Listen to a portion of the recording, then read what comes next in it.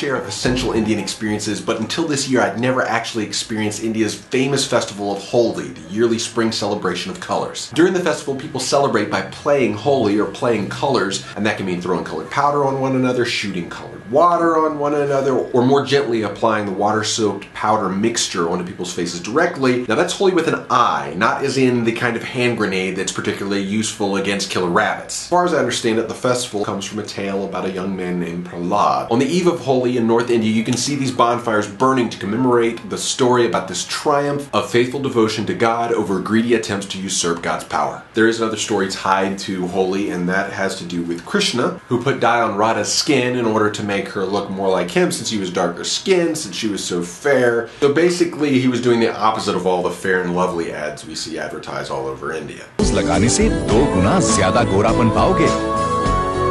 an untapped market there, folks. It's good enough for Krishna. Fair and colorly. Wait, no, it would be colorly and lovely. So I'm not really sure exactly what the color dye has to do with how it all fits together, but I mean, if we're really honest, and whatever religion or tradition we come from, how much of the stuff we do in our festivals actually ties to what our festivals are supposedly about? Jesus was born. We need an evergreen conifer. Jesus rose from the dead.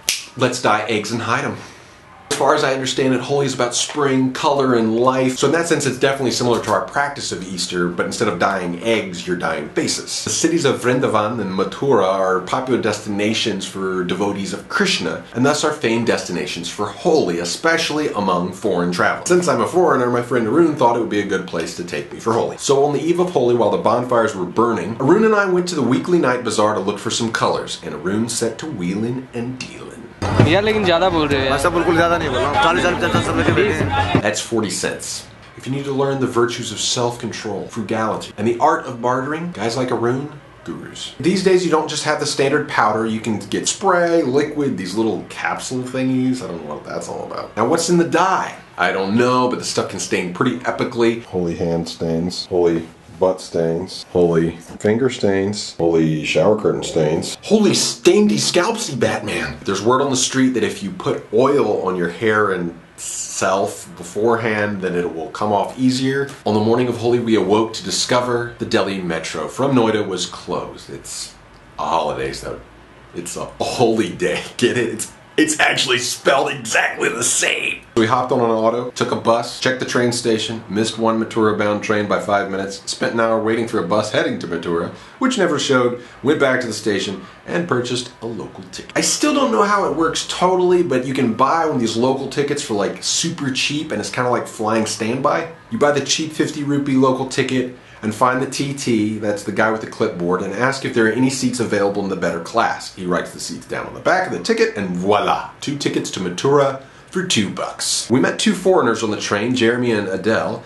Jeremy was from France, so I picked his brain on international politics, and we had a really nice discussion. We tried to help them find a place in Mathura before the Holi colors found their way onto their luggage, so Arun and I played tour guides. On the way, we managed to find plenty of opportunities to play colors, and it wasn't long before we were looking like one of those swirly colored rubber bouncy balls you used to get from the machines at the supermarket. Having found a place for Jeremy and Adele, we decided to stick together and visit the famous temple that is said to be the site of Krishna's birthplace. I would show you footage, but they don't allow you to bring cameras in. The previous night's Pani Puri or Golgappa snack came back to bite me. My stomach started killing me.